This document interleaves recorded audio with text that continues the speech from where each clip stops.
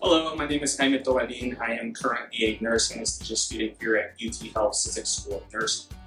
The reason why I chose UTHealth for my nursing anesthesia education is based on a couple of reasons. One of the big ones for me is the small classroom size. That opportunity really provides a more one-on-one experience between the professor and the student.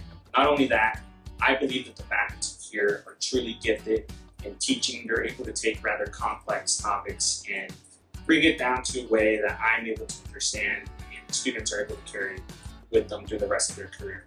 Another major reason is the location. We're currently in the center of the Texas Medical Center, and we have access to over 20 plus hospitals. So ultimately, that provides a rather vast clinical experience that as a student, when you graduate, you will be armed with the knowledge and experience to deliver a safe and effective anesthetic anywhere across the world.